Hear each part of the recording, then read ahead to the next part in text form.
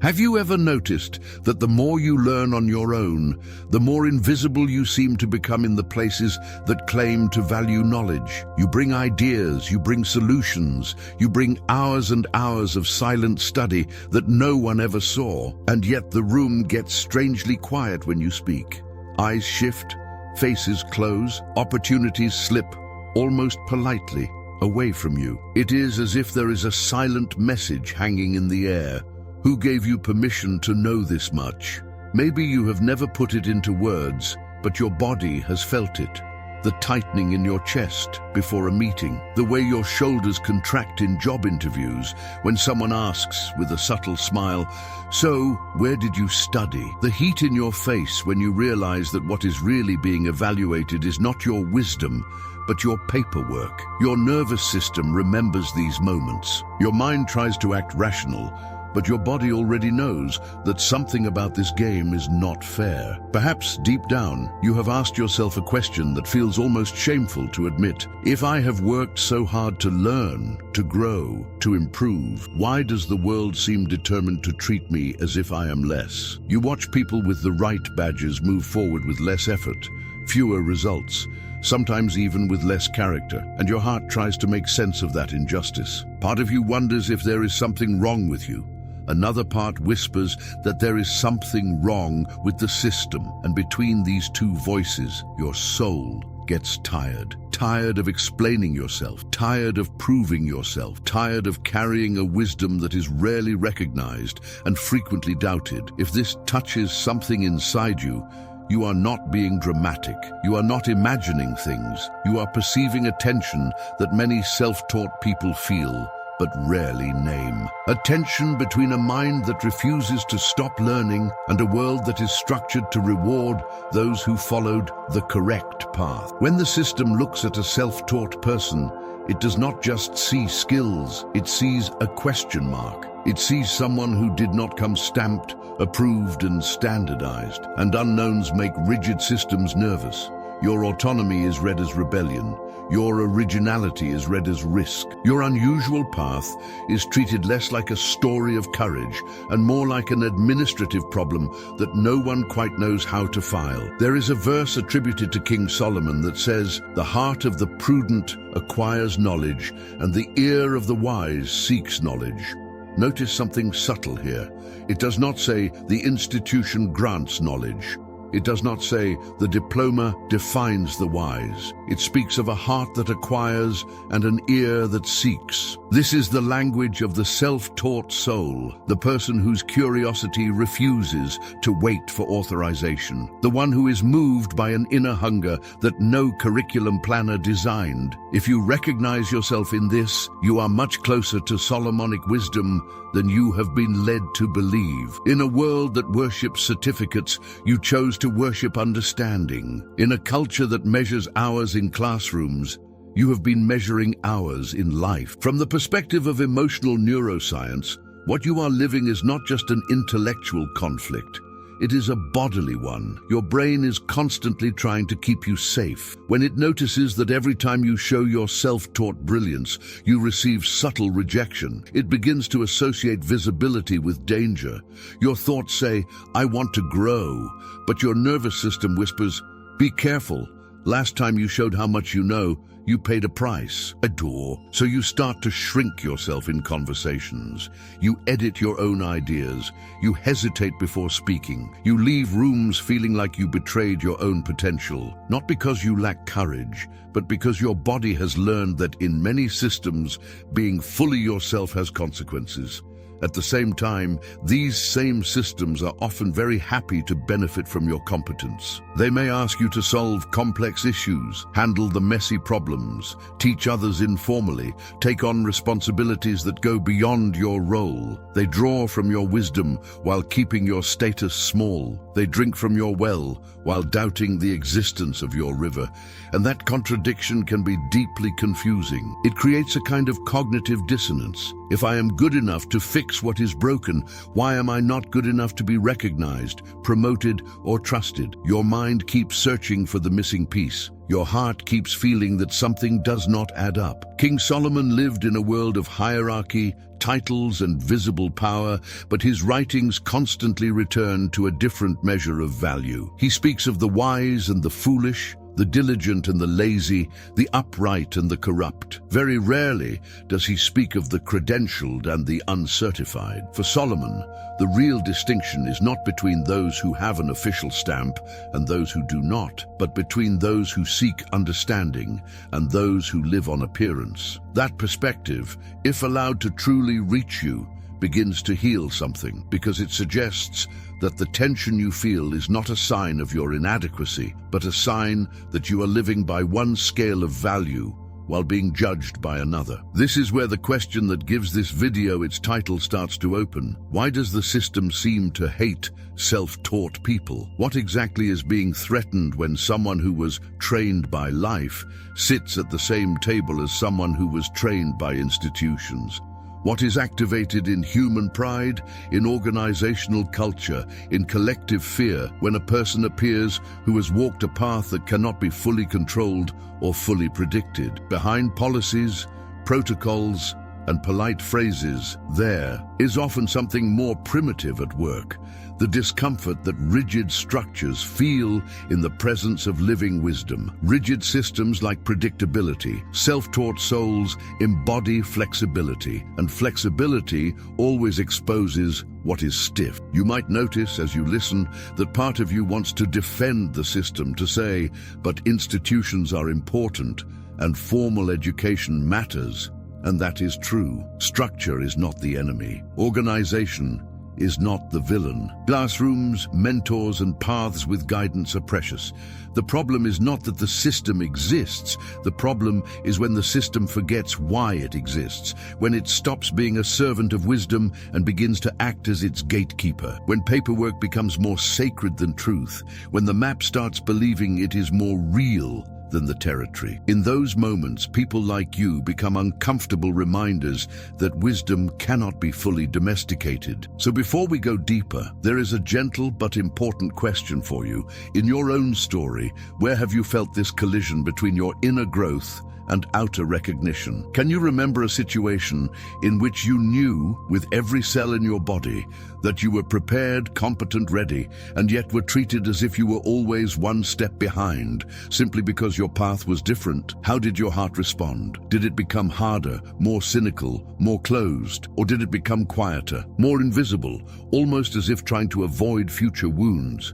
These reactions matter. They speak not only about the system outside you, but about the system that has been gradually forming inside you in response. Solomon once asked not for riches, not for long life, not for the defeat of his enemies, but for an understanding heart to judge the people and discern between good and evil. That request is still echoing across centuries. It suggests that the true power does not belong to those who sit on thrones of titles, but to those who cultivate an inner throne of discernment. When your life has pushed you into being self-taught, when circumstances, lack of access, or simple inner hunger have led you to learn without official permission, you are, in a very real way, walking in the direction of that same request. Give me an understanding heart. The system may not know what to do with that, but wisdom does. Wisdom recognizes its own. As we move forward, you will not be invited to hate the system,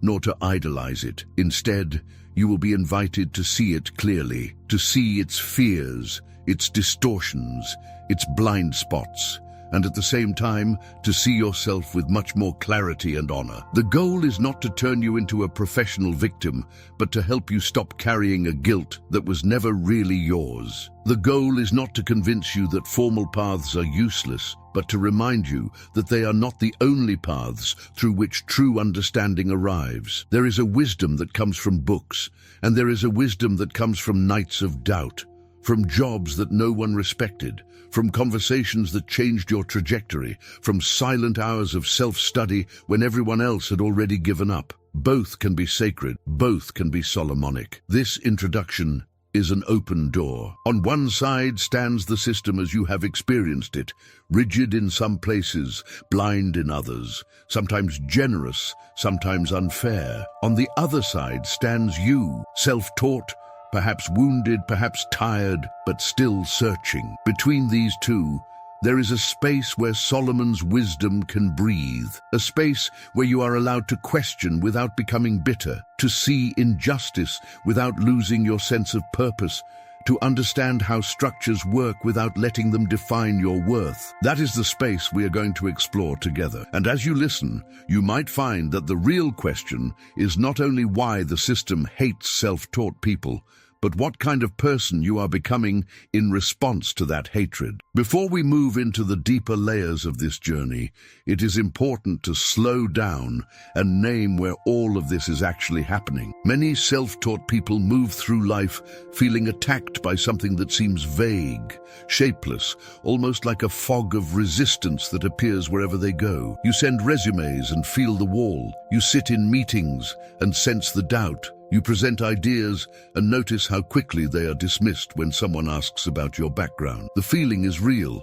but the enemy looks abstract. So the first step is to gently draw the outline of this invisible wall, not to feed anger, but to give your heart a clear picture of what it has been fighting without a name. When we speak of the system in this conversation, we are not talking about a single company, a single institution, or a single person. We are talking about a network of expectations that repeats itself, with different faces and different logos, but with the same underlying message. It is present in the school that decides who is intelligent based on tests that fit only some minds. It is present in the company that uses degrees as filters before it even looks at real capacity. It is present in the religious environment that honors those who have the right titles and the right lineage, while quietly ignoring those who have walked with God in secret and in pain. The system is this pattern that keeps telling the same story. The story that value must be certified, that knowledge must be authorized, that the path is only valid if someone in power has stamped it. At the same time, there is another character in this story, and that character is you. The self-taught man or woman who did not wait for ideal conditions to begin learning. Maybe you did not have access to expensive schools. Maybe you did, and still felt that something essential was missing, so you went searching, beyond the walls, beyond the official curriculum. Maybe life itself forced you into this position, a crisis, a loss, an unexpected responsibility that pushed you to learn fast, on your own, with no time to ask anyone for permission. Self-taught people are often formed in these places where necessity and hunger meet. You read, you watch, you practice, you fail and try again. You ask, you observe. You build a library inside your mind that no one sees. You build a resilience inside your soul that no one measured. From the outside, the system looks neat. It has stages, certifications, hierarchies, job titles, career ladders. From the inside, your path looks wild. It zigzags, it bends, it revisits old questions, it dives deep into things that are not on any official track. And this contrast alone is enough to generate tension. Systems like linear lines. Self-taught journeys look more like rivers.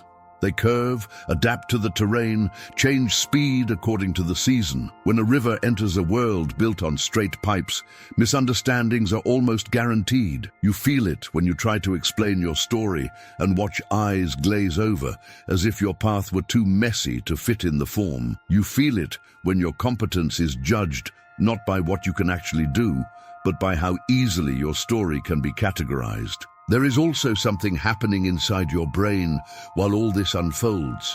Emotional neuroscience teaches that our nervous system is always trying to protect us from pain and rejection. The first time you walked into a room with your self-taught knowledge and felt dismissed, your mind registered not only the event, but the emotion attached to it. The second time, it strengthened the association. The third time, it began to anticipate the wound before it even happened. Soon, you notice that your body tenses up before you speak, that your voice becomes a little smaller, that you begin to edit yourself in order to avoid that familiar sting of being underestimated. Without realizing it, you start to agree with the system on one subtle point: the idea that your path is somehow suspicious just because it is different. Into this complex dance of bodies, beliefs, and invisible rules walks the figure of King Solomon. He lived surrounded by systems, courts, advisors, officials, rituals, social structures.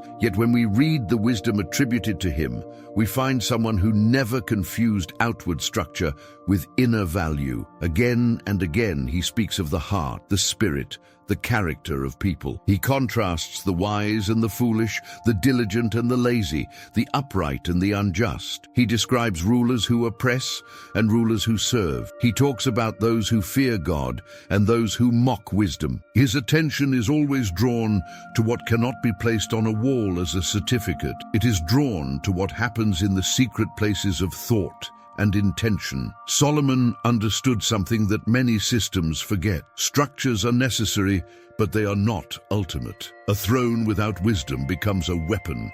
A title without character becomes a mask. An institution without humility becomes an idol that demands sacrifice from everyone around it. When a self-taught person walks into a system like that, even if they do not quote Solomon, their very presence raises the same uncomfortable question. Where does real value come from? Does it come from the visible stamp or from the invisible depth? Does it come from the form or from the fruit? These questions can shake environments that have quietly chosen form over truth for a long time. There is another layer to this battlefield, and it is not outside you, but inside. Over time, repeated contact with rigid systems tends to create a private internal system in your own mind, a voice that starts to speak in the same tone as the gatekeepers you have known. When you are about to apply for a position, that inner voice says that you are not qualified. When you are about to share an idea, it whispers that you do not have the right to speak because you did not pass through the official doors. When praise comes, it suggests that it must be an accident. This inner system is even more powerful than the outer one, because it is always with you. You carry it into every room, even the rooms that would gladly receive your wisdom. Solomonic wisdom invites you to notice this split. Outside, a system that may or may not recognize the value of a self-taught soul. Inside, a system that has often learned to doubt that value even faster than any external critic. Between these two, there is a deeper place, where your true worth is defined by something older and higher than any modern institution. That place is where Solomon was looking when he said that wisdom is more precious than any wealth, that understanding is a fountain of life, that insight guards those who embrace it. In that dimension, your late-night studies, your failed attempts, your hidden efforts, your quiet perseverance are seen and weighed with a very different scale. So the battlefield we are talking about is not simply you against the world. It is you and your self-taught wisdom standing before three forces at the same time. The visible system that prefers what it can predict. The inner system that has absorbed years of subtle messages about your supposed inadequacy. And the timeless wisdom that keeps insisting that value is something else entirely. When we frame the conflict like this, something already begins to soften. You are not crazy. You are not alone. And you are not the only one who has felt that the official story about where wisdom comes from does not match the quiet evidence of your own journey. From this point on, as we move into deeper layers, we will look at this tension through different lenses.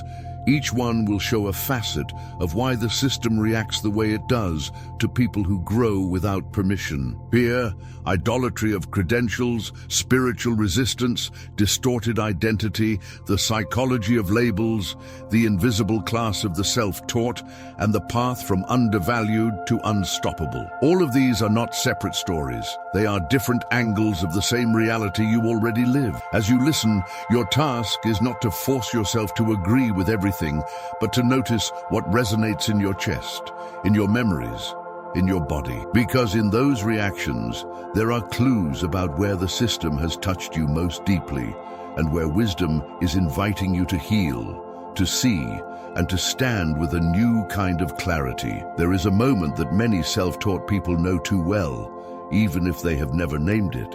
You are in a room where a problem appears, a technical issue, a strategic confusion, a decision that no one seems able to untangle. You look at it, and your mind moves quickly, connecting pieces, drawing from hours of study that no one watched, from mistakes you already made and learned from when no one was looking. You speak. You offer a clear path. You solve what others were circling around.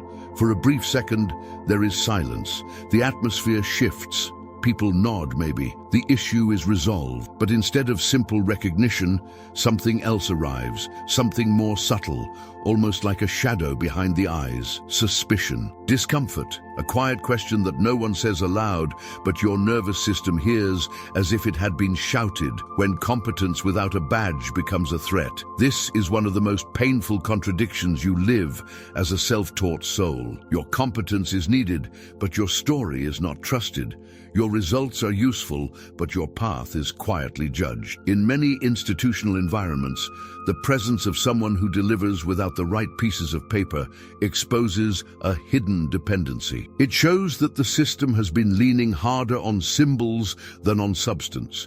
Human pride does not enjoy this mirror. Pride prefers a world where the rules are simple. The ones with the stamp are safe, the ones without it are suspect. When a self-taught person walks in and quietly proves that reality is not that simple, it scratches the illusion of control. And whenever control is scratched, fear rises. Solomon would understand this dynamic. He lived surrounded by people who had the right positions, the right lineage, the right appearances. Yet when he took the throne, what defined his leadership was not his royal resume, but his response to a single question from God about what he truly desired. He did not ask for more titles, more military strength, or more visible success. He asked for wisdom, for an understanding heart, for discernment to judge well. In that request, there is already a gentle rebellion against the idea that authority is given only by external structures. Solomon versus the system, wisdom without a resume. He knew that if a leader has a throne but lacks discernment, the throne becomes dangerous. He also knew that if a person carries discernment even without impressive formal credentials, that person carries a kind of authority that no institution can manufacture. When you live like this, when you seek understanding with that kind of hunger, you start to notice a pattern that repeats itself. Every time you enter a new environment, you are required to pass tests that others never even see. The hidden tax on self-taught people: doubt, testing, and extra proving.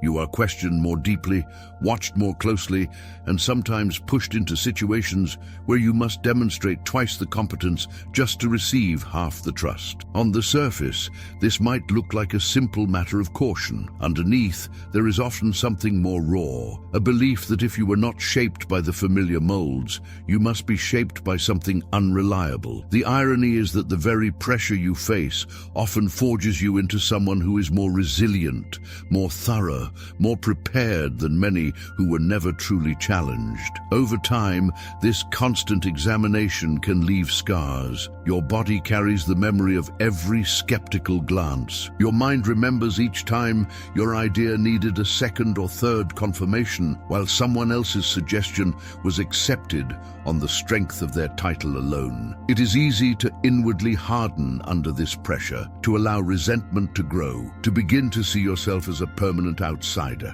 someone who must always fight just to stand in the same room. Yet there is another possibility. Solomon would invite you to respond with a different kind of strength, a calm strength that does not deny injustice, but does not let bitterness define identity. From threat to asset, how to disarm the system without selling your soul. This is not a simple technique, but a posture, a way of standing in your value without needing to humiliate anyone. A way of being excellent without becoming enslaved to the need to prove yourself. Part of this posture involves learning a new language without losing your own. You begin to understand how systems think, what they are afraid of, how they measure risk. You learn to document your path, to make visible what has been invisible, to present your experience in a way that anxious structures can understand. You translate your river into something that looks, at least partially, like a map. Not because your river is not enough, but because showing the map calms those who cannot yet trust what flows beyond their control. Solomon did this often. He spoke in proverbs that could enter the everyday world of his listeners while still carrying depth for those who were ready to go further. He packaged wisdom in images of paths, houses, fields, and markets so that the fearful could approach truth without feeling overwhelmed. Another part of this posture is deeply internal. It's your decision not to let every closed door become a verdict about your worth.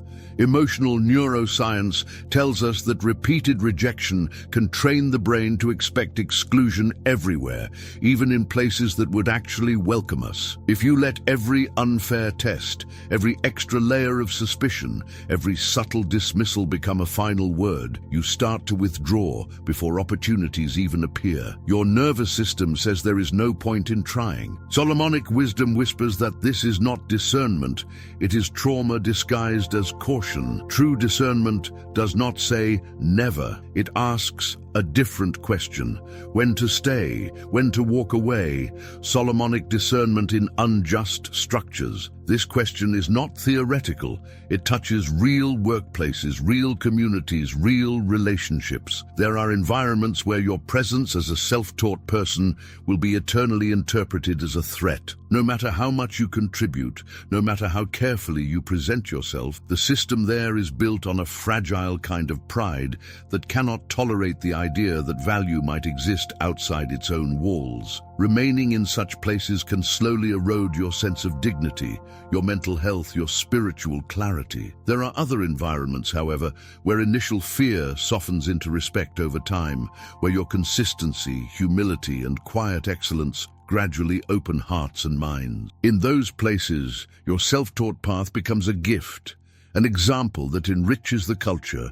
and shows others that there are more ways to grow than the official manuals admit. Learning to discern the difference between these two kinds of environments is a sacred work. It asks you to listen to your body, to notice how your spirit responds, to pay attention to whether the atmosphere of a place is crushing your essence or simply stretching your patience. Solomon had to do this constantly. He dealt with advisors who brought wise counsel and advisors who simply echoed what he wanted to hear. He ruled over officials who served the people and officials who oppressed them. His wisdom was tested in his ability to distinguish between what could be redeemed and what was rotten at the root. You are invited into a similar discernment, to ask whether this structure you are in is merely imperfect and growing, or whether it has hardened into something that will never see you except through suspicion. Through all of this, there is a quiet reassurance that you may need to hear again and again. The fact that the system fears you does not mean that you are dangerous in the way it imagines. It means you carry something that cannot be fully managed from the outside. An inner source of learning, an inner engine of growth, an inner capacity to adapt and to understand. Systems built on rigid control will always feel uneasy in the presence of such freedom. They may never say this out loud. Instead, they will talk about procedures, about standards, about fit. But beneath the language of policy lies a more ancient fear, the fear of losing the illusion that power over others can replace the need for wisdom within oneself. As you begin to see this dynamic more clearly, something in you can relax. Not because the injustice disappears, but because it no longer feels like a personal mystery that you alone are failing to solve. The pattern has a name. The tension has a history. Solomon saw it in his own time and spoke to it long before modern institutions existed. The system fears self-taught minds because they remind it that true authority comes from the inside out, not from the outside in. And as you hold this awareness, you are gently being prepared for the next step, where we will look beyond credentials and dive deeper into this quiet collision between degrees and wisdom, between paper and character, between what can be printed and what only life can teach. There is a strange scene that plays out in many rooms where decisions are made. On one side of the table, there are people whose walls are filled with framed degrees, certificates, official seals of approval. On the other side, there is someone whose wall might look empty, but whose inner shelves are overflowing with lived experience, late-night study, and unglamorous practice. When questions arise, when real problems need real solutions, it is not always the most decorated voice that brings clarity. Often, it is the quiet, self-taught voice that joins the fragments and reveals the path forward. Yet when promotions are discussed, when leadership is chosen, when trust is distributed, the weight often slides back to the paper. This is the credential illusion, the moment when paper replaces character, when the document is treated as more real than the human being who stands in front of it. The credential illusion feels safe from the system's side. It offers a quick way to sort, to filter, to decide without having to really know each person. If the degree is from a certain place, the mind relaxes. If the title matches a known category, the anxiety goes down. It is much easier to believe that a stamp guarantees truth than to face the uncomfortable reality that people with the right stamps can still be shallow, dishonest, or unprepared, and that people with no stamps can be profoundly wise. For someone who is self-taught, living under this illusion can feel like standing behind a glass wall. People see the reflection of their own rules more clearly than they see you. They are comforted by the familiar shapes of their categories and rarely notice that the person in front of them does not fit the template at all. Solomon would quietly dismantle this illusion, not by attacking paper or titles, but by shifting the focus back to what cannot be forged. There is a deeper test that runs through his wisdom again and again. We could call it Solomon's test, wisdom proven by results and not by titles. He observes the diligent who see their work stand, the lazy whose plans crumble, the upright whose integrity preserves them, the unjust who eventually trap themselves in their own schemes. In his stories and sayings, authority is not something printed, it is something revealed over time. A person is not wise because they say they are, but because their decisions consistently lead to life, justice, and clarity. In that world, your portfolio of lived outcomes weighs more than any parchment. The way you treat people, the fruit of your choices, the stability you bring in storms, these become your true credentials. For many self-taught people, this difference between the visible test of the system and the invisible test of wisdom creates a constant internal friction. Outwardly, you are asked to prove that you belong in spaces defined by exams, hours counted in classrooms, and institutional checkpoints you may never have passed. Inwardly, you know how many times you had to rebuild from nothing, how many nights you confronted confusion without a teacher to hold your hand, how many mistakes you owned without having a safety net. You carry a history of learning that did not happen under fluorescent lights or in formal lectures. It happened in kitchens, on buses, at underpaid jobs, in online resources, in whispered prayers when you did not know what else to do. Yet, in many systems, that path is quietly treated as a kind of fault. The self-taught sin, you did not ask permission to grow. There is something almost scandalous about a human being who grows without waiting to be authorized. Structures built on control depend on the belief that access to knowledge flows through them and only through them. When you step into a room already carrying expertise that no gatekeeper signed off on, you disturb this belief. You are living proof that life can teach as deeply as any institution, that curiosity guided by conscience can lead to maturity without anyone managing it from above. For systems that define their own importance by their monopoly on development, this is not just unusual, it is threatening. The reaction is rarely open hostility. It is more often a subtle tightening. You are praised, perhaps, but with an asterisk.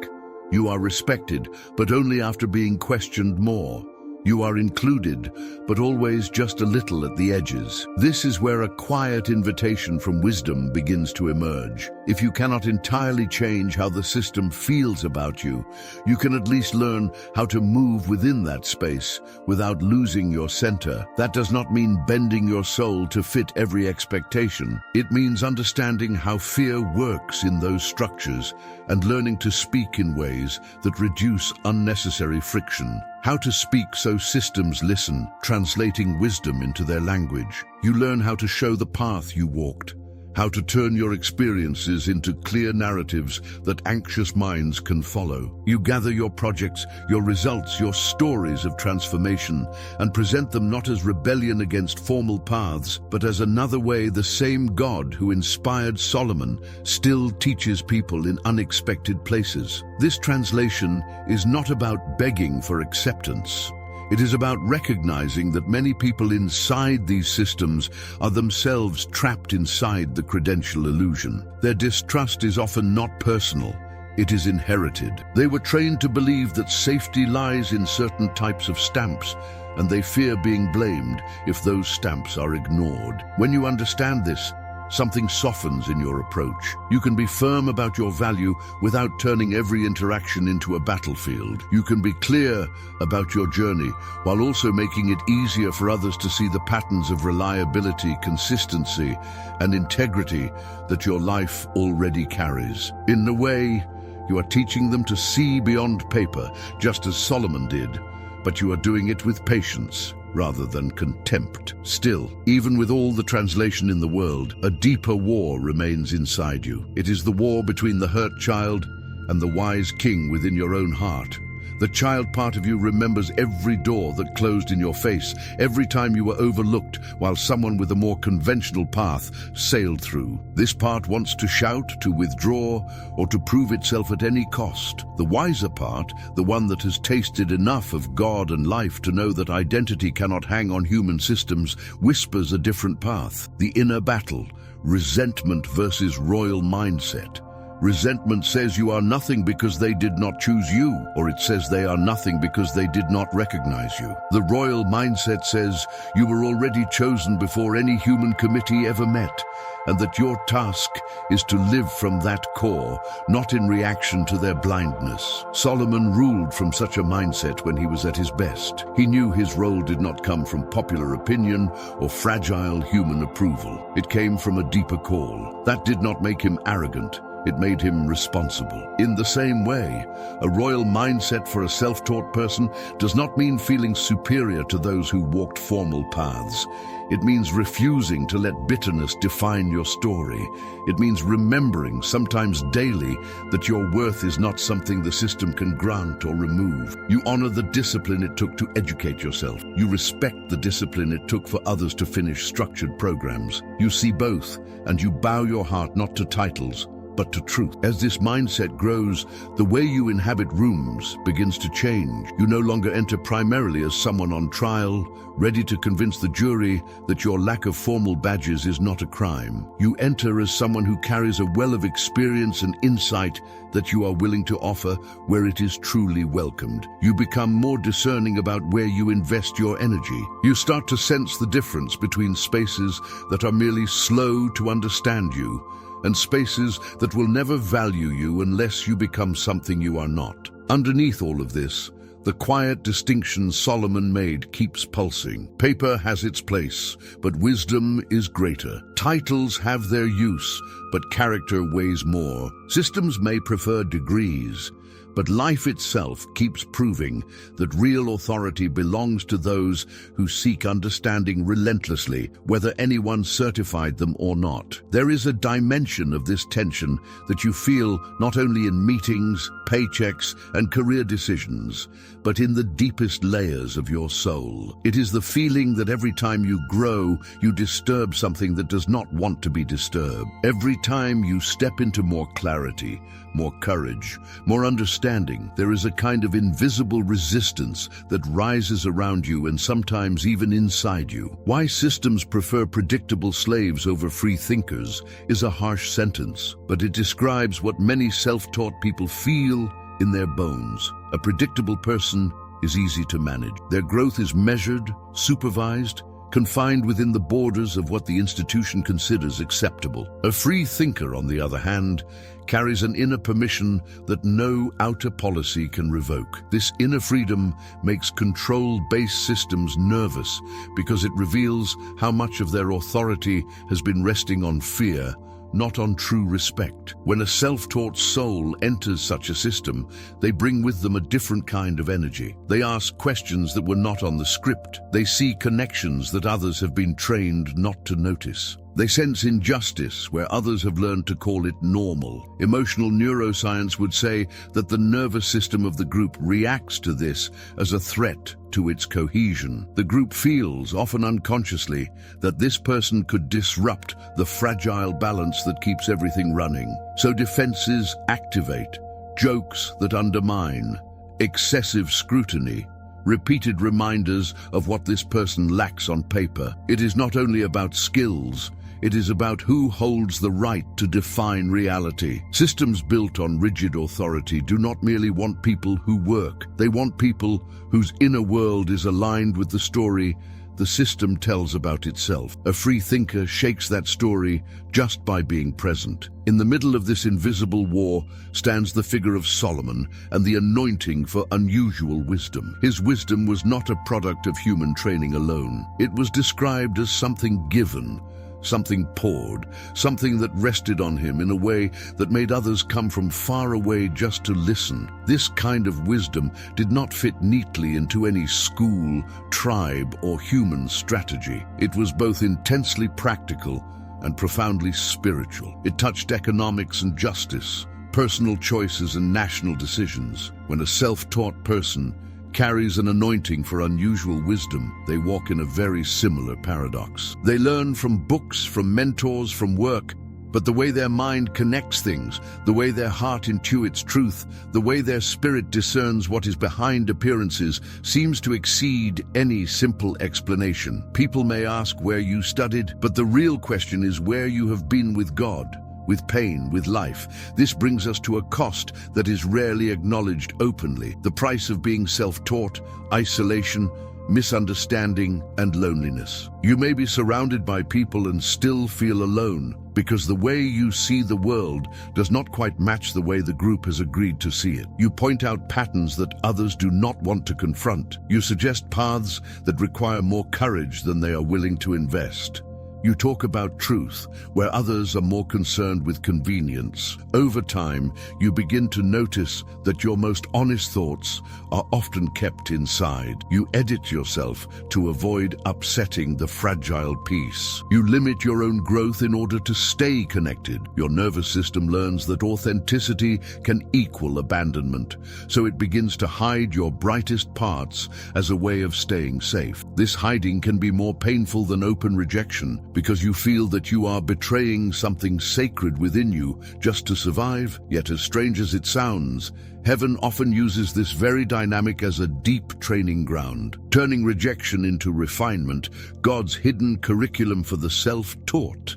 Every time a door closes unfairly, every time your competence is questioned for reasons that have nothing to do with truth, every time you are left out of circles you helped build, something in you is being invited to choose how you will interpret that pain. You can let it become evidence that you are worthless, or you can let it become evidence that your calling is not dependent on easy acceptance. Rejection exposes the motives of those who reject, but it also exposes what is still unhealed in you. It reveals where you are still attaching your value to human applause, where you are still hoping that a stamp from the system will finally silence your inner doubts. In that exposure, God can work more deeply. He can separate the pure desire to serve from the hidden need to be seen. Emotional neuroscience shows that the brain reorganizes itself around repeated experiences. If your repeated experience is rejection, your brain can become structured around self-protection. But if, in the middle of rejection, you begin to receive a different interpretation, that your worth is anchored in a deeper reality, that your wisdom is not an accident, that your journey has been guided even through the chaos, then new pathways begin to form. Slowly, the same experiences that once drove you into despair begin to drive you into clarity. You start to see which people and structures are simply not able to walk with the kind of truth you carry. You stop trying to convince everyone.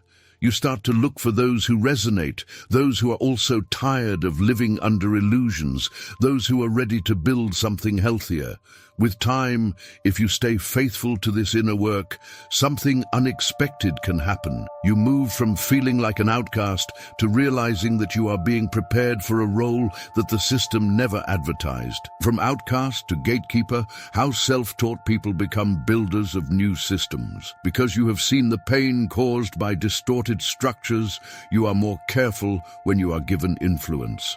Because you have lived the humiliation of being undervalued, you are more intentional about recognizing hidden talent in others. Because you have walked through long seasons where only God and a few trusted souls believed in you, you are slower to worship credentials and quicker to ask about character. The very experiences that once made you feel that you had no place can become the foundation for creating places where others finally feel seen. Solomon, at his best, functioned as this kind of gatekeeper, not a guard obsessed with keeping people out, but a wise ruler concerned with what kind of spirit was shaping the nation. He knew that unjust leaders could destroy the lives of countless people. He knew that dishonest scales could corrupt an entire economy. He knew that when fools are honored and the wise are silenced, society begins to rot from the inside out. In your smaller sphere, you are being invited into a similar responsibility. You have seen what happens when systems hate self-taught people,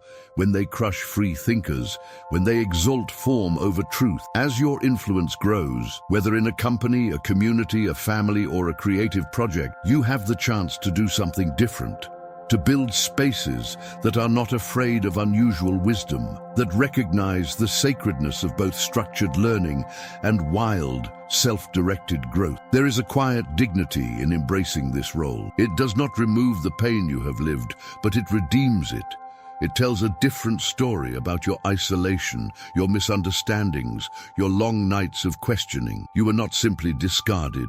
You were being formed, not by a perfect system, but by a God who writes straight with crooked lines, who shapes wise hearts in hidden places, who still delights in pouring unusual wisdom on people the world never expected. When you begin to see your journey through that lens, the spiritual battle around your life starts to make more sense. You are unlicensed in the eyes of some, but anointed in ways that no human board can replicate. And that combination, as uncomfortable as it can be, is often the mark of those who are called not only to survive systems, but to transform them from within and, when necessary, to build entirely new ones. One of the most dangerous moments in the life of a self-taught person is not when the system rejects them openly, but when the system whispers something that slowly becomes their own internal voice. At first, it is outside, a hiring manager questioning your path with a polite smile, a leader praising your work, yet reminding you that others are better positioned because of where they studied, a community that gladly uses your gifts while never quite naming you as one of their own. Over time, this repetition seeps into the nervous system and rearranges how you see yourself. The lie of you are not enough, how systems gaslight the self-taught, is not just a concept. It is something your body begins to carry as tension in your shoulders, as hesitation in your voice, as a constant low-level thought that maybe you really are slightly defective. Not broken enough to completely fail, but broken just enough to never truly belong. Gaslighting happens when an environment makes you doubt what your own eyes are seeing and what your own heart is feeling. For the self-taught person, this often looks like being praised for results and simultaneously treated as if those same results are somehow less legitimate because of how you arrived there. You are told that you are talented, yet also told that you are risky. You are thanked for your contribution, yet also reminded of your missing stamp. Your nervous system receives mixed messages. On one hand, the evidence of your life says that you are capable. On the other, the tone of the system suggests that your capability is an exception, an anomaly, something surprising and slightly suspicious. So you start twisting yourself mentally, trying to reconcile two realities that do not quite fit together. Many nights, that twisting ends in quiet exhaustion and an unspoken conclusion that perhaps the system is right and your perception is wrong. Into this confusion, Solomon offers a very different mirror. Solomon's mirror, Seeing yourself through wisdom, not through rejection, invites you to step back from the noise of other people's opinions and look at your story from another angle. When he writes about the wise and the foolish, the diligent and the lazy, he is not consulting anyone's diploma. He's looking at patterns of action, at the direction of a person's heart, at the consistency of their choices. In that mirror, your years of self-study, your willingness to admit ignorance and keep learning, your courage to take responsibility for your own growth, all stand as evidence of a wise heart. In that mirror, the fact that you did not wait for ideal circumstances does not make you less, it makes you more. It shows initiative, hunger, and faith. Wisdom is not impressed by how your path looks on a resume. Wisdom is impressed by how your path has shaped who you are. When you begin to see yourself through that lens, some of the shame that the system carefully placed on your shoulders starts to loosen. You realize that much of what has been presented to you as personal failure is, in fact, a structural preference. The system is not neutral. It is designed to streamline decisions, and it often uses visible labels as shortcuts. In that streamlined world, you pose a problem, not because you lack value, but because your value requires more attention to be seen. Here lies another hidden tension, the efficiency threat. Why systems exploit your skills but deny your status. Efficiency loves that you can do more with less, that you learn fast, that you adapt, that you are resourceful. It loves that you can handle messy situations without demanding constant guidance. But the same efficiency balks at the idea of changing its criteria of recognition just for you. It is easier to benefit quietly from your gifts than to adjust the entire story about who deserves honor. You may have felt this in places where you were trusted with high responsibility but kept in low rank, where your ideas were implemented while your name stayed in the background, where new people with shinier credentials were placed over you in moments that made no sense if competence were the only measure. The pain of these experiences is not only cognitive, it is emotional and spiritual. Each time you are used without being seen, a part of you is tempted to either harden into cynicism or collapse into self-doubt. Both paths are dangerous. Cynicism closes your heart and turns your wisdom into a weapon. Collapse erodes your sense of self until you become grateful for crumbs. Solomon's wisdom offers another way, one that requires great courage. Boundaries of honor, serving without becoming a doormat, means learning to give your best without allowing others to consistently treat you as less than what you are. Boundaries of honor are not loud, but they are firm. They begin inside, in the decision to no longer agree with narratives that make you small in order to protect someone else's comfort. Emotionally, this may feel like standing up in a room you've been kneeling in for years.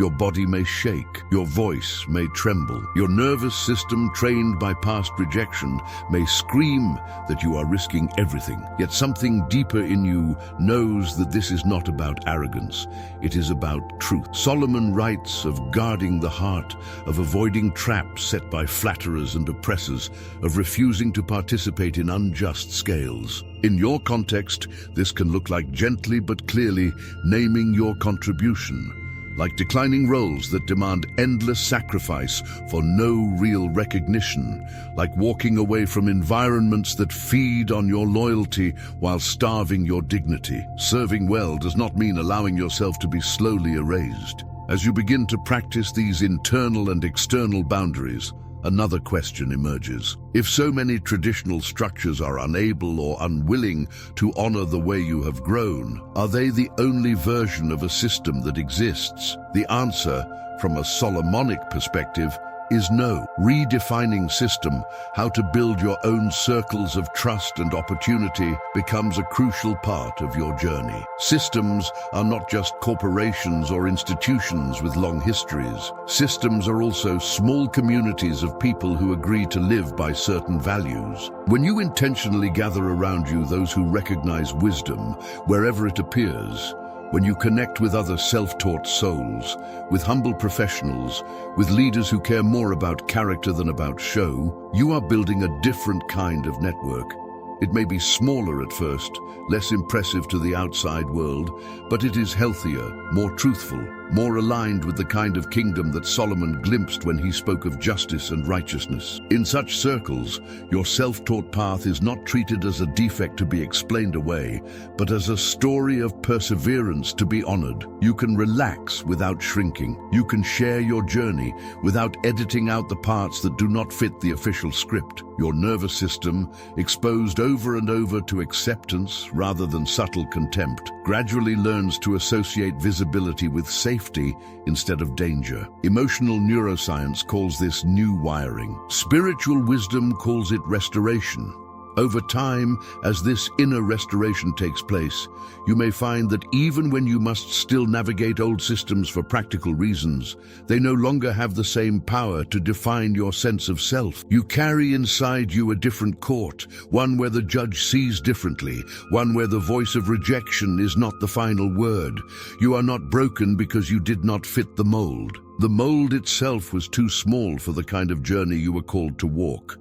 The more clearly you see this, the less you will waste your life trying to prove to inflexible structures that you are worthy of existing. Instead, you will invest your time, your energy, and your heart in places where wisdom is truly welcome. And slowly, often quietly, you will discover that the very parts of you the system tried to label as flaws are the same parts that make you a builder of new pathways for those who come after you. There is a quiet relief that many systems feel when a person fits neatly into a predefined box.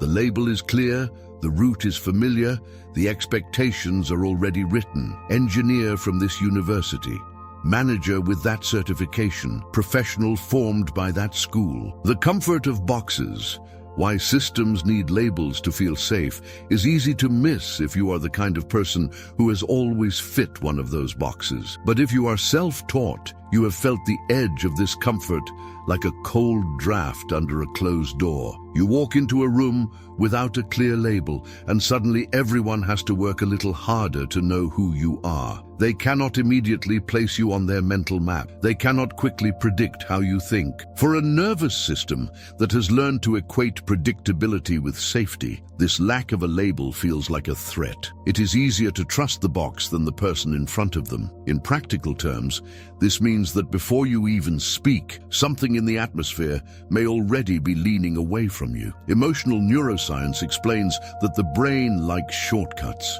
It uses patterns to save energy and reduce uncertainty. A degree from a recognized place is one of those shortcuts. It whispers that someone else has already vetted this person, that they have jumped through the accepted hoops. When you arrive without that external stamp, the brain does not have its usual shortcut. It must engage more deeply, ask more questions, sit with more ambiguity. Many people, especially busy or fearful ones, are not willing or able to make that extra effort. So they default to distrust, not because your soul has done anything wrong, but because their internal wiring prefers the comfort of boxes over the work of real discernment. Against this background, Solomon's obsession, get wisdom though it cost all you have, sounds almost scandalous. He is not obsessed with titles or with appearing impressive or with belonging to the right group. He is obsessed with wisdom itself. He treats understanding as something worth more than silver and gold, as something worth pursuing at any cost. This pursuit does not fit neatly into human systems.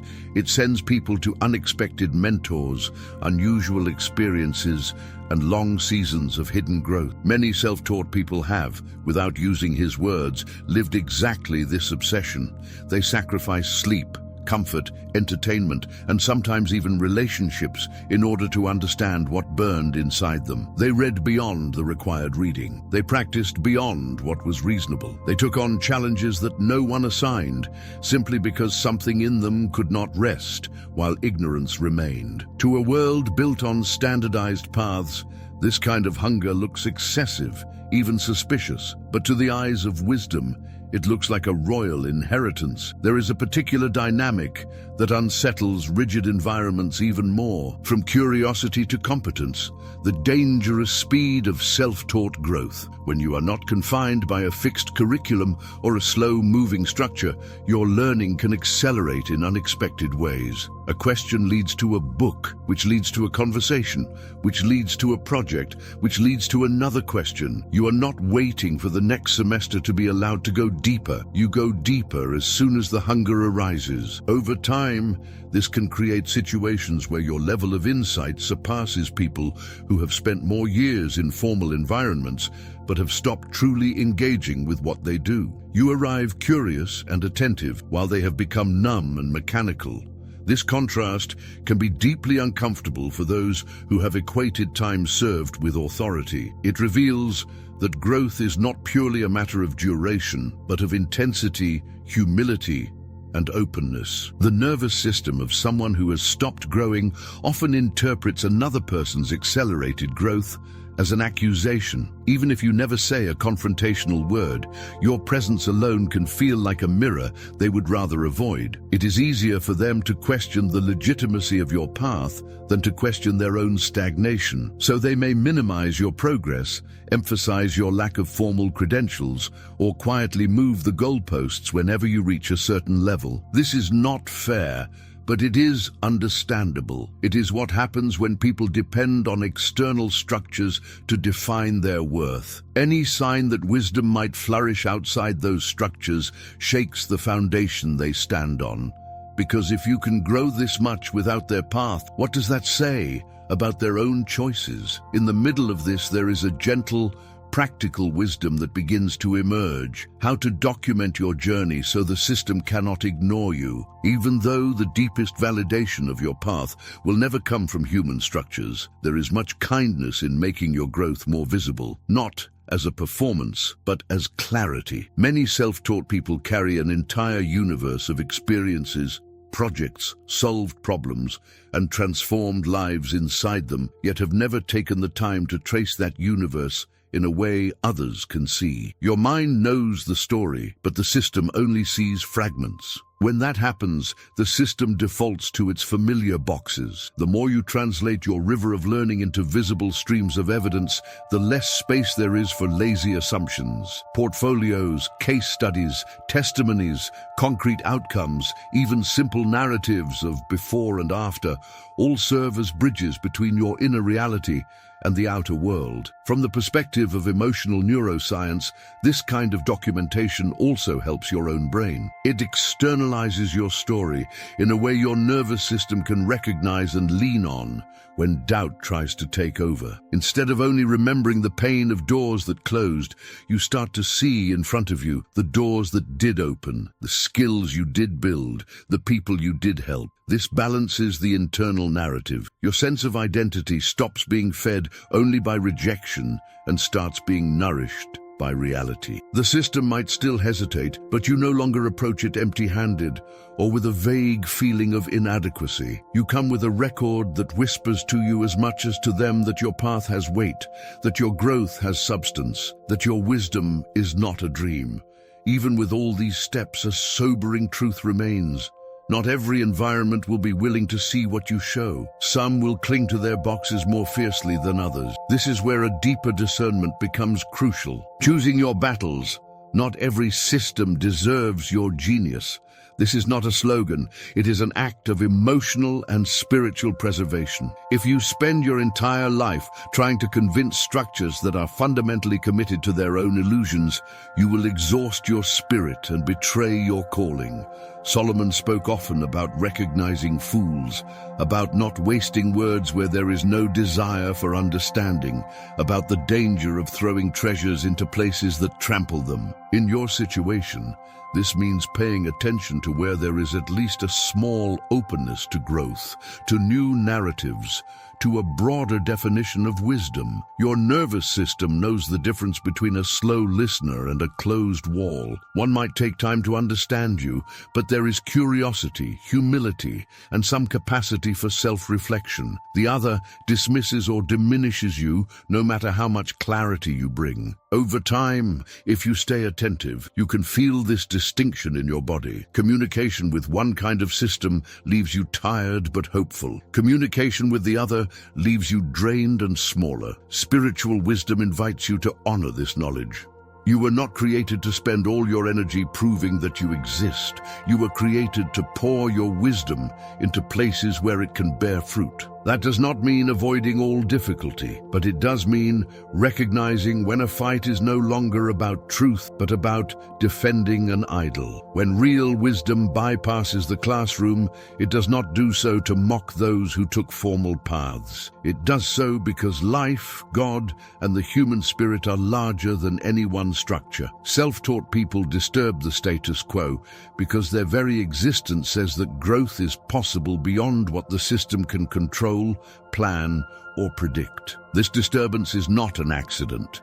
It is an invitation for systems to remember why they were created in the first place, to serve human flourishing, not to replace it. An invitation for individuals trapped inside those systems to rediscover their own hunger for truth. And an invitation for you, who have walked this unusual path, to stand with more peace inside your own story, knowing that you are not a mistake to be corrected, but a sign that wisdom still chooses unexpected routes to reach the world. There is a kind of quiet hierarchy that hangs in many rooms, even when no one speaks of it directly. You can feel it in subtle gestures, in the way conversations gravitate towards certain people, in who is given the benefit of the doubt and who is quietly tested again and again. The new nobility, how degrees became modern royal titles. In other centuries, status was signaled by bloodline, land, or a family name. Today, in many environments, the modern coat of arms is a diploma from a specific institution, a title attached to a specific brand. When that name is mentioned, doors seem to open on their own. Assumptions of competence, intelligence, and reliability flow almost automatically toward the person who carries that label. It is not that every degree holder enjoys this, and not that every situation works this way, but the pattern is clear enough that your nervous system has learned to recognize it. Some names carry weight before a single word is spoken. If you are self-taught, you move through this world almost like someone walking without a visible emblem. Your knowledge is inside you, not on the wall. Your path is written in memory and in the lives you have touched, not in official records that others recognize instantly. This can place you in what feels like an invisible class. You are present, you work, you contribute, but the quiet privileges that come from belonging to the new nobility rarely extend to you. Emotional neuroscience helps explain how quickly the brain sorts people based on these visible signals. When a known symbol appears, the brain saves energy by attaching ready-made assumptions to it. When that symbol is absent, it has no script to follow. For many, that absence feels like risk, and risk triggers caution. And caution, when repeated often enough, becomes a pattern of exclusion. Not always cruel, but deeply real. Solomon's court, why he valued counsel, not just status, offers a radically different picture. He had access to nobles, elders, and officials who all carried their own versions of status. Yet the stories that have survived about his leadership are not about how impressed he was with titles. They are about how he listened. He listened to the two women fighting over a child and discerned the true mother through wisdom, not through rank. He listened to reality itself, to patterns in nature, to the consequences of actions. For Solomon, a person's legitimacy did not rest on the shimmer of their robe, but on the quality of their counsel. Imagine for a moment a world where leaders think this way. In such a world, your lack of a formal crest would not erase you. Your insights would be weighed by their clarity and their fruit, not by the name printed on your certificate. Instead, you often find yourself self-taught and socially poor when you have skills but no network. Social poverty here does not mean lack of human contact. It means lack of access to the circles where decisions are made and opportunities circulate. Many of those circles are shaped less by who is truly wise and more by who shares similar backgrounds, similar schools, similar reference points. People feel comfortable with those whose story resembles their own. It is easier to trust someone whose journey follows a familiar script than someone whose path zigzags through uncharted terrain. So you might watch as less prepared individuals move into roles, not solely because of merit, but because they belong to the right web of names, institutions, and shared memories. Meanwhile, you stand at the edges, carrying solutions that have never been seriously heard. This gap between your inner capacity and your outer access does not only frustrate the mind, it stresses the body. The nervous system thrives on a sense of belonging. When it repeatedly perceives that you are always near, but never quite inside, it can begin to read every room as unsafe. You walk in already braced for dismissal. You expect that your lack of certain connections will outweigh your effort. This expectation shapes your posture, your tone, your willingness to take risks. Sometimes you may even pull back from opportunities before anyone has said no, because the emotional cost of another experience of invisibility feels too high. It is easy in these moments to believe that the problem is entirely you, that you are relationally deficient, that you simply do not know how to play the game. Beneath all of this, there is a subtler current running through many hearts, the psychology of distrust, why your non-traditional path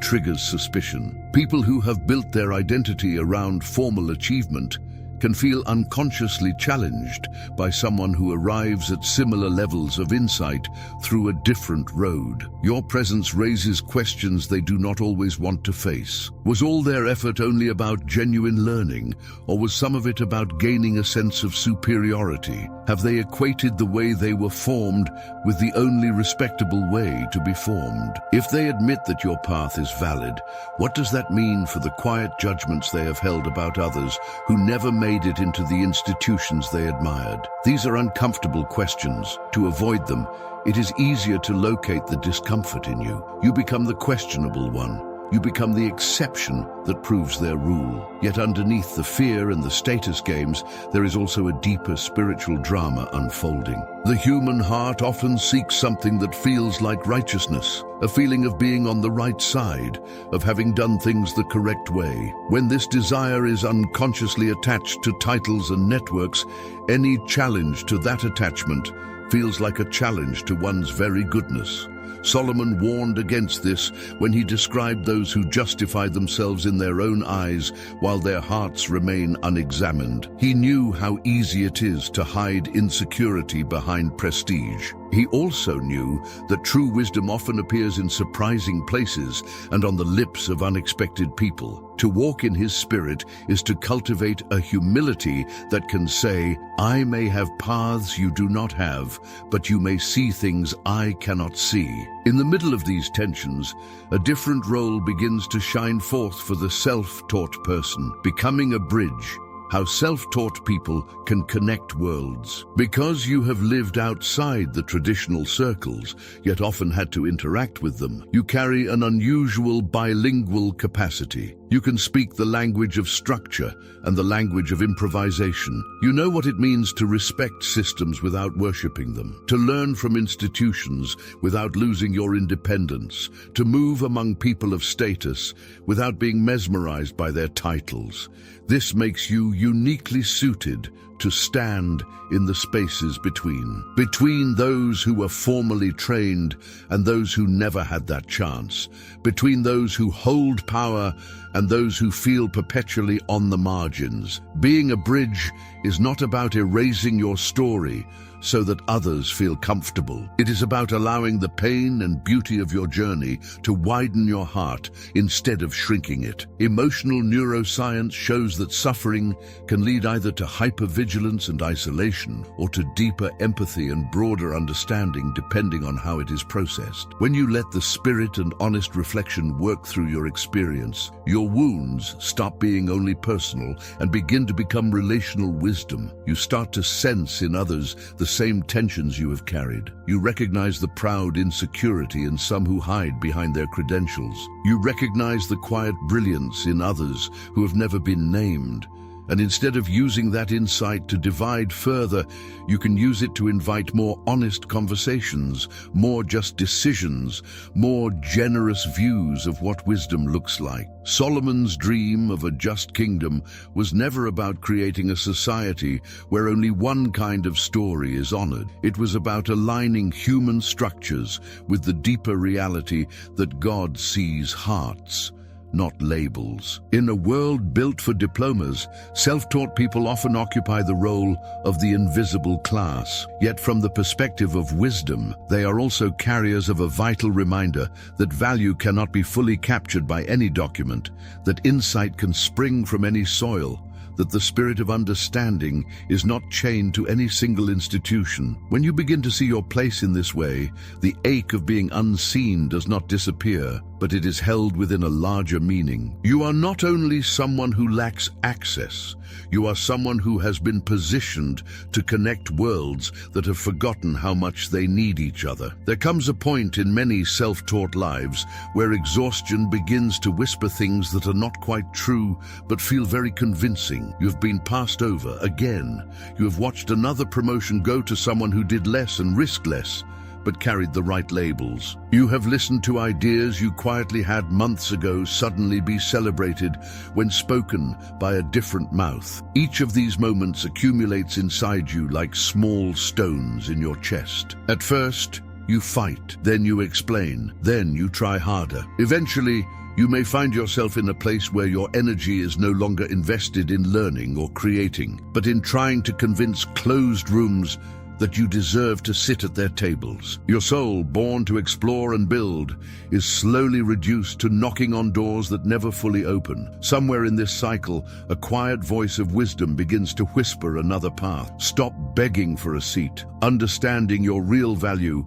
as self-taught. This does not mean pretending that exclusion does not hurt, and it does not mean suddenly rejecting every structure as if you never needed any of them. It means recognizing that when your entire sense of worth is tied to whether a particular group chooses you, you have given that group too much power over your soul. Emotional neuroscience shows that repeated rejection can wire the brain to seek external approval as if it were oxygen, creating patterns where you chase the very environments that wound you, hoping one day they will finally heal you by accepting you. Solomonic wisdom gently interrupts this loop. It calls you back to a deeper center where your value is not something that appears when others applaud. It is something that has been forming in the dark, in your questions, in your persistence, in the wisdom you have paid for with tears and time. To walk in this awareness is not an instant switch. It is a gradual turning. You begin to notice when your energy shifts from serving to begging,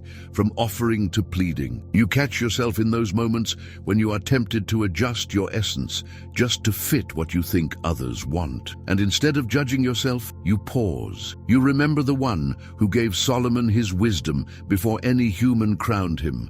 You remember that your learning did not begin with anyone's permission and will not end with anyone's refusal. Slowly, you start to stand a little straighter inside. You still knock on doors, but you no longer treat each door as a verdict on your identity. As this inner shift takes root, another layer of wisdom emerges.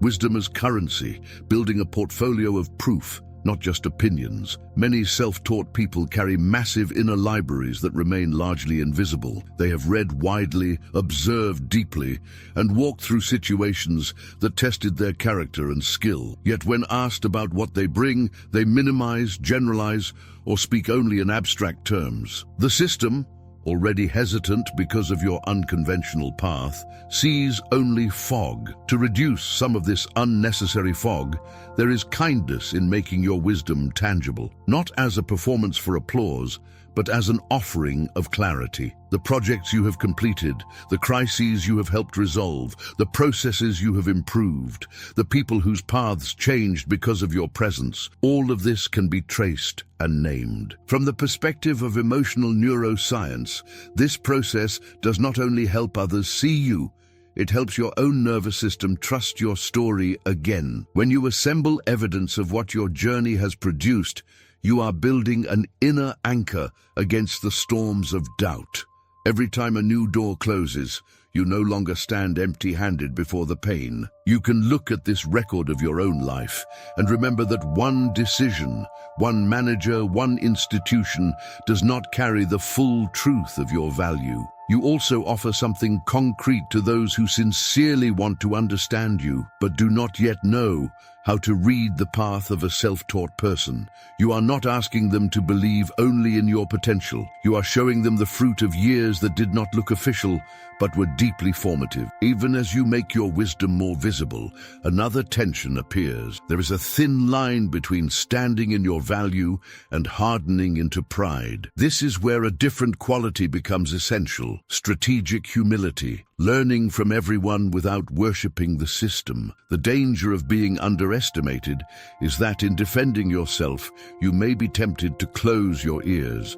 You have fought so hard to prove that you are not less, that you begin to act as if you have nothing left to learn. Solomonic humility looks different. It knows its own weight, so it does not have to inflate or shrink. It can learn from a professor without bowing to academic idolatry. It can listen to someone whose life is very different without feeling that listening threatens its own legitimacy. It can admit ignorance without collapsing into shame. Strategic humility is not a performance of false modesty. It is a chosen posture that keeps your heart open while your feet remain firmly on the ground of your calling. You recognize that formal structures can hold real treasures, and you are not too proud to receive them. At the same time, you do not confuse the container with the content. You do not worship diplomas, brands, or positions. You honor what is honorable, you discard what is hollow, and you keep moving. Emotional neuroscience tells us that an open, curious posture keeps the brain flexible and resilient, while defensive arrogance narrows its ability to adapt. Spiritual wisdom adds that God gives grace to the humble, while the proud, whether self-taught or formally trained, eventually find themselves isolated in their own echo. Despite all growth, one reality remains. Doors will still close, opportunities will still slip away for reasons that are unjust or unclear. The difference is in how you interpret these moments, turning closed doors into redirection, not rejection. The human brain has a strong bias toward seeing negative events as personal failures. When a door closes, especially after a history of exclusion, it is easy to let older wounds rush to the surface. You may hear ancient sentences in your mind that say you are not enough, that say you will never belong. Solomon's Way invites another read. Sometimes a closed door truly is the result of a distorted system. Sometimes it is also a form of protection, a redirection away from places that would have slowly crushed your soul. Looking back, you can probably remember moments that felt like devastating loss at the time, but later revealed themselves as mercy. A job you did not get that would have drained your spirit. A circle that did not welcome you and later showed its true toxic nature. Emotional neuroscience notes that the brain often cannot distinguish in the moment between a threat to ego and a threat to survival. Everything painful feels like danger. Spiritual discernment helps you separate the two. It does not deny the sting, but it asks a different question.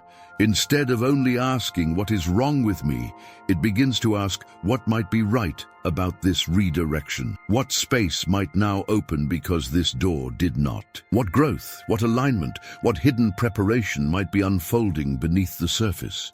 All of this leads toward a larger horizon that stretches beyond any single company, institution, or era. Legacy over labels, building something that outlives the system. Labels are fragile. They rise and fall with trends, with fashions in education and work, with the opinions of gatekeepers who themselves will one day be forgotten. Legacy belongs to another category. It asks what remains after the titles fade, after the systems that once rejected or rewarded you have changed or disappeared. Solomon, despite his flaws, lived with a keen awareness that life is brief and that what you build in character and in the lives of others endures longer than any ornament on a robe. For a self-taught person, this awareness can be both a balm and a compass. When you fix your eyes only on labels, every slight feels total, and every success feels fragile. When you lift your eyes to legacy, your daily choices take on a different texture. You start to ask how your wisdom can serve more than your own advancement. You consider what kind of example your life is leaving for those who will come behind you, especially those who will also walk unconventional paths. You weigh opportunities not only by prestige, but by the freedom they give you to stay aligned with what you know is true. Emotional neuroscience might call this alignment between values and actions a key ingredient for deep well-being. Spiritual language would call it walking in your calling with integrity. From undervalued to unstoppable does not mean that one day everyone will finally recognize you and that you will never again feel the sting of being ignored. Unstoppable in this sense means that your movement toward wisdom, toward service, toward truthful impact no longer depends on the mood of the system. You feel the resistance, but you are no longer defined by it. You still encounter injustice, but you are no longer chained to its verdicts. You carry your self-taught journey not as a secret shame or a defensive banner, but as a testimony of how wisdom can grow in unexpected soil. And as all these layers come together, you become the kind of person Solomon would recognize in any age.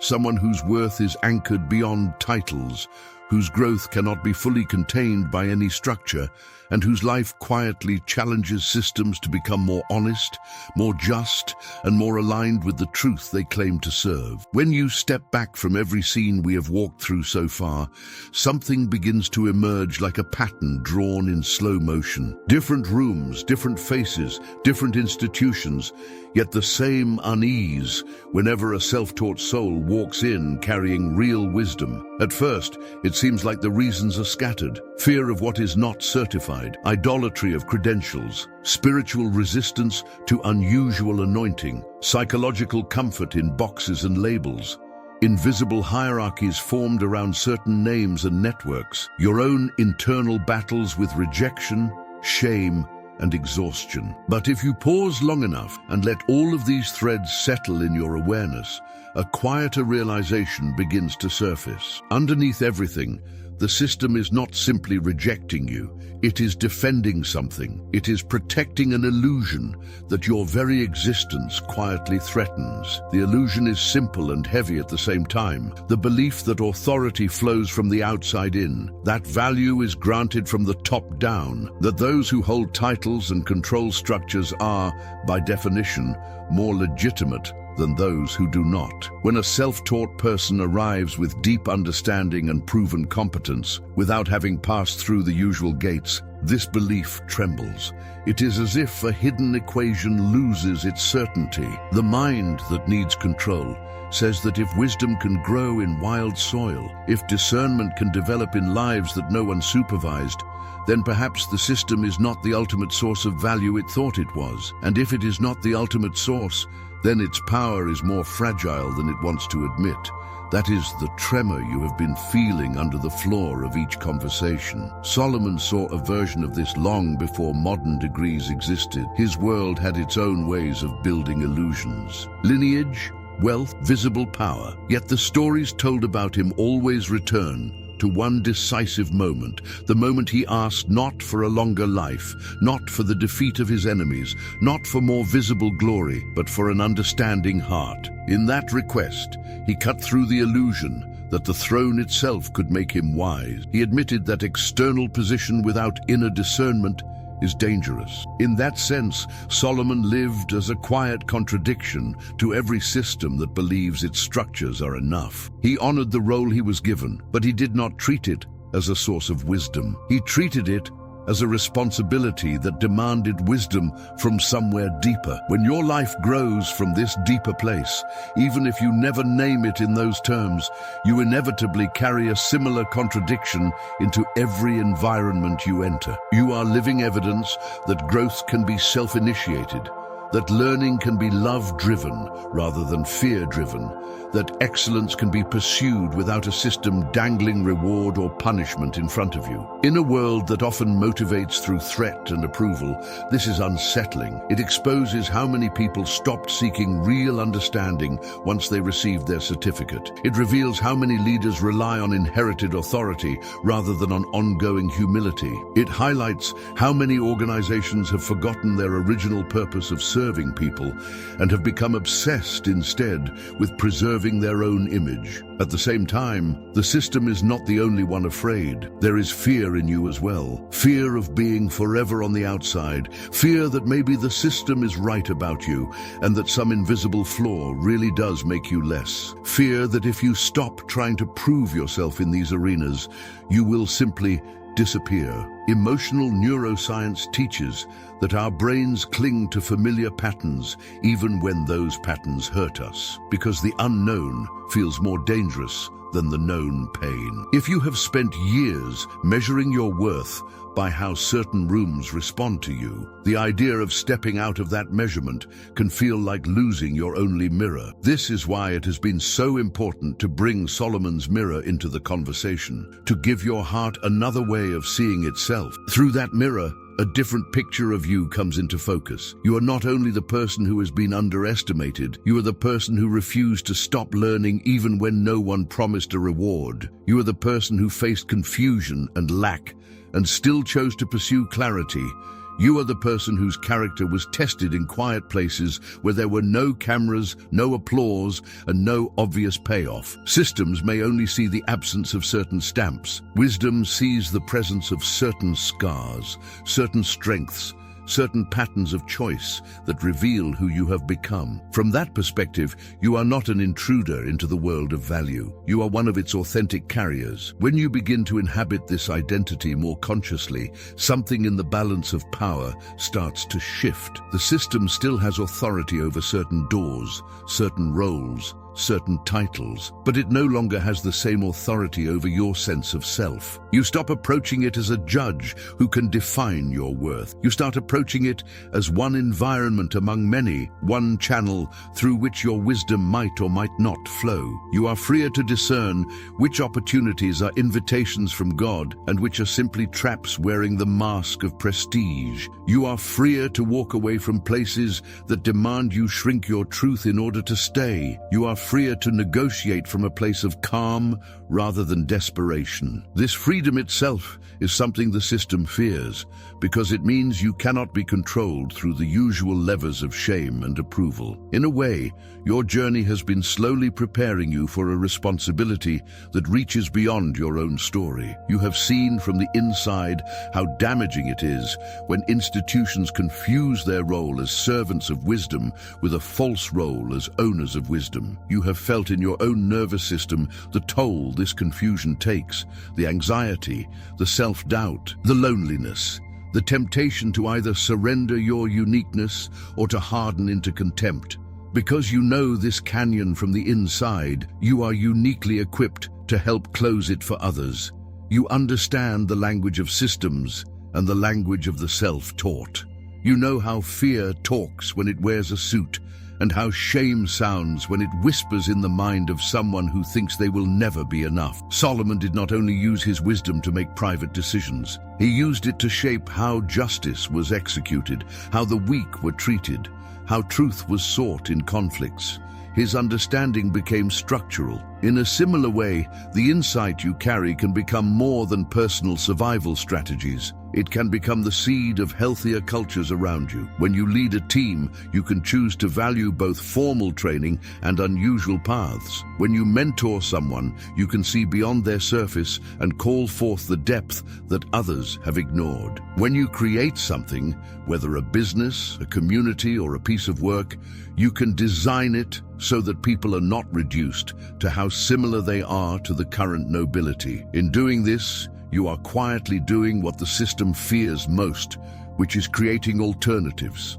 The more alternatives exist, the less absolute power rigid structures hold. When people can find belonging and opportunity in places that honor both structured learning and self-directed growth, the monopoly of traditional systems weakens. They are forced either to become more honest and more open, or to slowly lose relevance. This does not happen through shouting matches or endless arguments. It happens through example, through the existence of spaces where wisdom is genuinely pursued and honored, regardless of the shape of its journey. Your life, when aligned with this intention, becomes part of that example. It becomes a walking contradiction to the narrative that only one path counts. All of this leads to a crucial turning point inside you. There is a question that has probably been following you for years, sometimes loudly, sometimes as a low hum in the background. The question of whether you are fighting simply to be accepted by a system that may never truly see you, or whether you are being invited to become something else. Not a perpetual outsider banging on closed gates, but a builder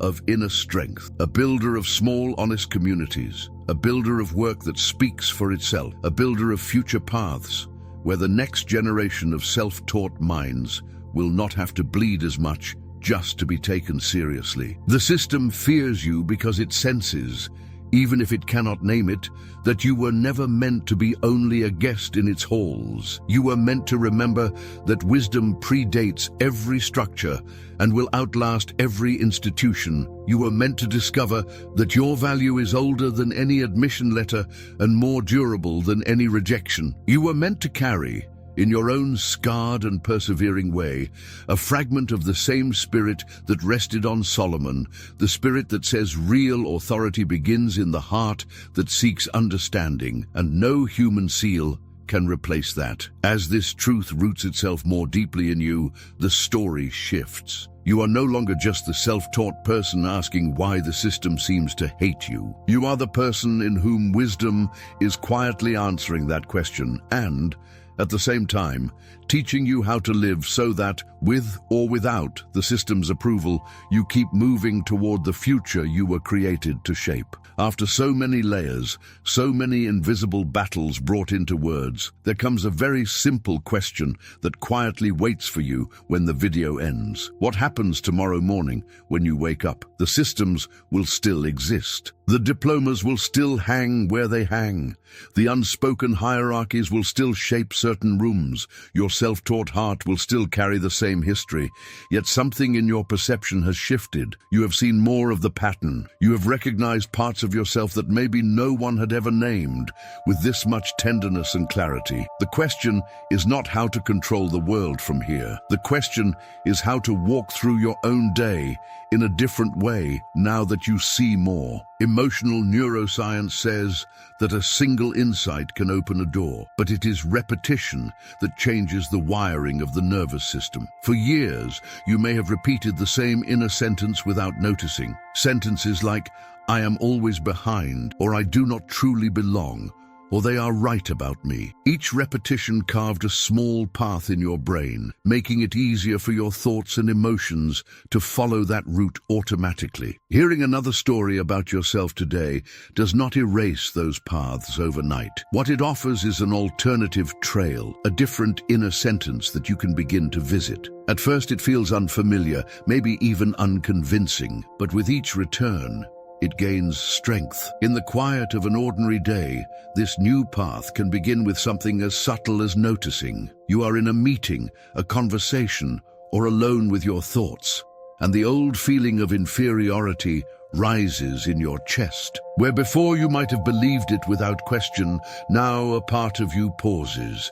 You remember that there is another interpretation of your story. You remember the image of Solomon weighing lives not by titles, but by the fruit of their choices. You remember that your path, though unconventional, has been full of real learning. This pause is not dramatic, yet it is powerful. In that moment of noticing, the automatic narrative is gently interrupted. Your nervous system realizes that your worth is no longer left alone in the hands of old memories. From that pause, another movement often becomes possible, which is the choice to honor what has actually happened in your life. Many self-taught people are skilled at minimizing their own journey. They say, "I just learned on my own," as if that were a small thing. They say it was nothing, when it was actually years of trial and error, late hours, and repeated courage. When you begin to honor your path, you are not inflating your ego. You are telling the truth.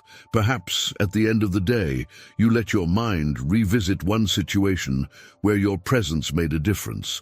One moment when your self-directed learning allowed you to solve something, support someone, or see more clearly than you used to. As you do, you let gratitude and legitimacy touch that memory. You let your body feel that it was real, that it counts. This simple act of inner acknowledgement, repeated over time, becomes like moisture on dry ground. It softens the hardened soil of old shame. Solomon spoke of writing truth on the tablet of the heart. In your reality, that tablet is also your nervous system, your emotional memory, your sense of identity. Every time you honor the good fruit of your self-taught path, instead of dismissing it, you are writing a new line on that tablet. You begin to see patterns of courage and resilience, where before you saw only lack. You recognize that the hours no one saw were not wasted. They were forming something in you that is quietly rare, a kind of inner authority that does not depend on constant external applause. The system may never fully understand this, yet your heart can. And when your own heart understands, you no longer come to the world empty-handed, hoping someone will tell you who you are. You arrive already carrying a story you respect. As this inner respect grows, your daily choices start to shift in small but meaningful ways. You may still face rooms where you are underestimated. You may still encounter structures that see only what is missing on paper. The difference is in how you respond inside. Instead of immediately shrinking, you might feel both the pain and the clarity at the same time. The pain of being unseen, and the clarity that says, this is not the full measure of my value. That clarity can guide you toward investments that align with your deeper calling rather than with your old hunger for approval. Maybe you devote a little more time to projects that allow your wisdom to breathe freely. Maybe you lean into relationships where you are encouraged to be fully yourself. Maybe you allow yourself to dream again of things you once buried because they did not fit the expectations of any system you knew. None of this happens in one dramatic leap. It unfolds slowly, like dawn. At first, the landscape of your life still looks dark. Then, at the edges, light begins to outline what was always there, the shape of your calling, the texture of your character, the specific way your self-taught journey has prepared you to see and serve. Some mornings, you may still wake up with the old heaviness resting on your chest. That does not mean you have failed. It means your history is real. On those mornings, the very act of remembering what you have heard here can be a form of quiet resistance. You remember that others like you exist. You remember that Solomon saw a world beyond formal rank. You remember that wisdom has walked with you even when institutions did not. Over time, this remembrance can grow into a gentle rhythm, a rhythm of noticing where the system's voice is speaking inside you and bringing another voice into that same space, a rhythm of honoring the steps you have taken instead of endlessly comparing them to someone else's map, a rhythm of aligning small daily actions with the legacy you want to leave, rather than with the fear of being left out. It is in this rhythm that undervalued begins to turn into unstoppable. Not unstoppable in the sense of never feeling pain again, but unstoppable in the sense that nothing outside you can permanently turn off the movement toward wisdom that has already begun within you. As this chapter settles in your mind, it may feel less like a set of instructions and more like a hand placed gently on your shoulder, a reminder that every day gives you you another chance to live from a truer story about who you are. The systems of this world will continue to fluctuate. Some may open to your presence, others may harden in their fear. But your inner court, the place where you and God and your deepest truth meet, does not have to rise and fall with those external storms. In that place, you are already seen as someone who chose understanding in the middle of confusion, who sought wisdom even when no one was watching. And from that place, a new way of walking through each day quietly begins to unfold.